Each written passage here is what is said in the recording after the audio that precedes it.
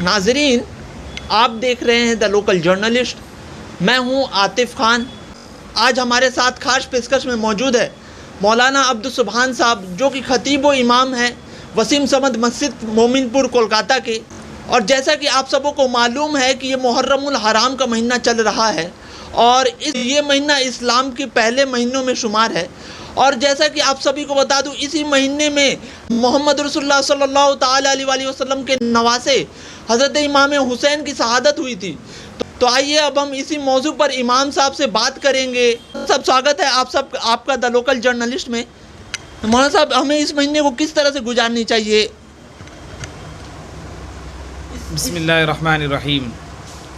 دیکھیے، اسلامی سال کے جتنے بھی مہینے ہیں، محرم الحرام کا مہینہ ہو، سفر کا مہینہ ہو، ربیع الاول کا مہینہ ہو یا کوئی بھی مہینہ ہو،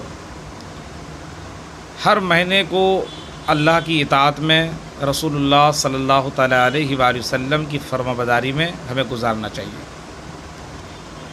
اور خاص طور سے آپ نے محرم کے حوالے سے سوال کیا ہے، تو محرم الحرام میں ہمارے بہت سارے بھائی نیکیاں بھی کرتے ہیں اور بہت سارے بھائی خرافات بھی انجام دیتے ہیں. حالانکہ یہ مہینہ بڑی اہمیت اور بڑی برکت اور بڑی عظمت والا مہینہ ہے. محرم الحرام کا مہینہ وہ مہینہ ہے کہ جس مہینے کی 10ویں تاریخ کو، یعنی عاشورہ کی تاریخ کو، بہت سارے بڑے بڑے واقعات رونما ہوئے. تو اس اعتبار سے بھی اس مہینے کی بڑی اہمیت ہے. اور ساتھ ہی ساتھ اسی مہینے میں شہید کربلا سید الشہداء امام حسین علی مقام رضی اللہ تعالیٰ عنہ کی شہادت کا واقعہ بھی پیش آیا. اس اعتبار سے بھی اس مہینے کی اہمیت ہے. اور ساتھ ہی ساتھ اس مہینے کی اہمیت کا اندازہ اس بات سے بھی لگائیے کہ سرکار دو عالم صلی اللہ تعالیٰ علیہ وآلہ وسلم اپنے صحابہ کے ساتھ جب ہجرت کر کے مدینہ شریف تشریف لائے تو آپ نے دیکھا کہ وہاں پر یہودی لوگ روزہ رکھتے ہیں. تو آپ نے پوچھا کہ کیا بات ہے، آپ لوگ اس تاریخ میں روزہ رکھتے ہیں؟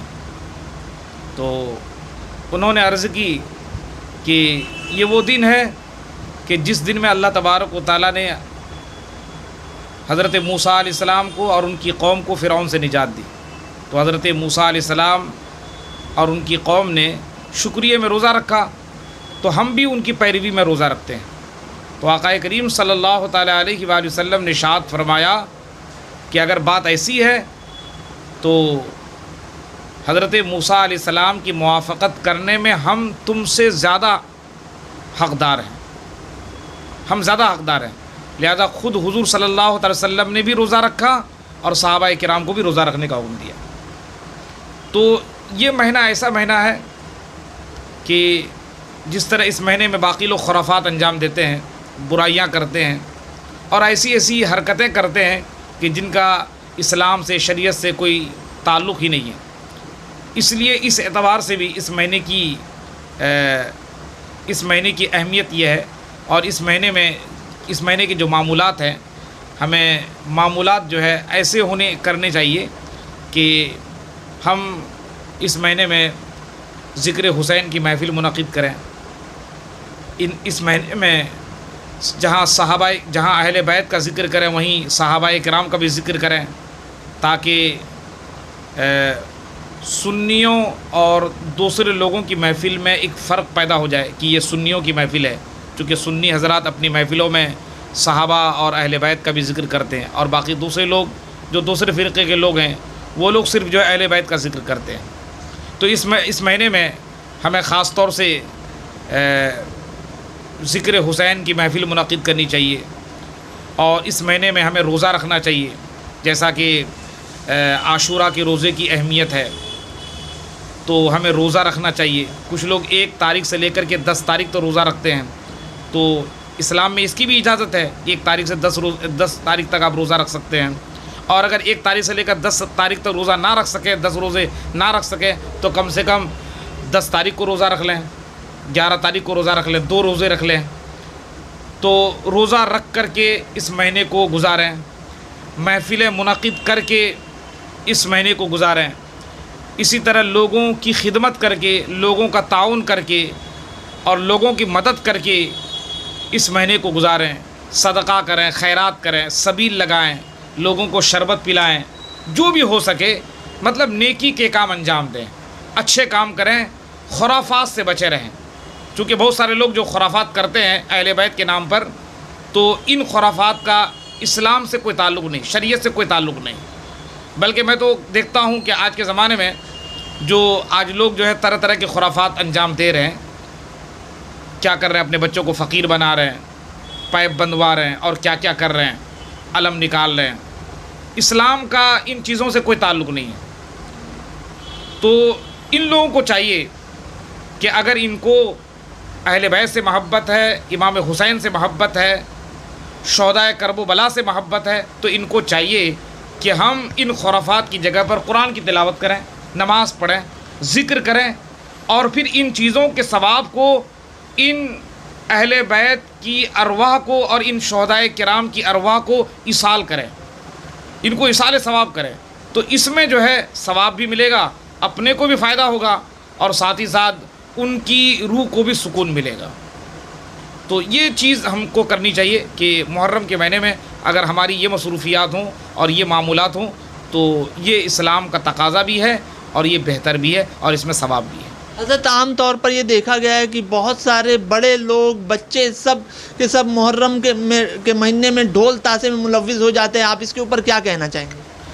دیکھیے، پہلے بھی میں نے کہا کہ اسلام میں میوزک اور اسلام میں ڈھول تاشا، تعزیہ وغیرہ یہ سب کی کوئی گنجائش نہیں ہے۔ یہ جو مروجہ تعزیہ داری ہے، آج کے زمانے میں جو تعزیہ وغیرہ نکلتا ہے، کبھی کوئی مندر کی شکل میں، کوئی جو ہے تاج محل کی شکل میں اور کوئی قبر کی شکل میں، اور نہ جانے کیا کیا لوگوں نے اپنے اپنے طور پر جو ہے گڑھ لیا ہے اور تعزیہ بناتے ہیں، اور پھر اس کو جو ہے لے جاتے ہیں، لے جا کر کے کربلا میں لے کے دفن کر دیتے ہیں۔ یعنی کہ مسلمانوں کے جو ہزاروں لاکھوں کروڑوں کی دولت ہے مسلمانوں کی، اس دولت کو یوں ہی پانی میں بہا دیتے ہیں۔ حالانکہ اس دولت کو اگر چاہتے مسلمان تو اس کو کام میں لا سکتے تھے۔ بھائی کتنی غریب بچیاں ہیں جن کی شادی کا انتظام نہیں ہو پا رہا ہے، آپ شادی کا انتظام کر دیتے۔ کتنے لوگ ہیں جو دوائیوں کے لیے جو ہے پریشان ہیں، ان کی دوائیوں کا انتظام کر دیں۔ کتنے لوگوں کے گھر میں راشن نہیں ہے، راشن کا انتظام کر دیں آپ۔ بہت سارے مدرسوں میں جو ہے مدرسین کی تنخواہ نہیں دی گئی ہے، تو آپ مدرسوں کا بھی جائزہ لے لیں۔ مسجدوں کا حال صحیح نہیں ہے، اماموں کا حال ٹھیک نہیں ہے، مؤذنوں کا حال ٹھیک نہیں ہے۔ تو اگر آدمی کو واقعتاً اسلام سے محبت ہے، اہل بیت سے محبت ہے، تو یہ تعزیہ وغیرہ چھوڑ کر کے، ڈھول تاشا وغیرہ چھوڑ کر کے لوگ ان چیزوں کی طرف توجہ دیں جن سے اسلام کی ترقی ہے، اور اسلام کے جو شعار ہیں، جو اسلام سے جڑے ہوئے ہیں جو چیزیں ہیں، ان چیزوں پر توجہ دیں۔ تو یہ تعزیہ، ڈھول وغیرہ یہ ساری چیزیں محبت کی دلیل نہیں ہیں، یہ غیروں کی طرف سے ہمارے اندر آ گئی ہیں۔ یہ محبت کی پہچان بھی نہیں ہے اور نہ محبت کی نشانی ہے۔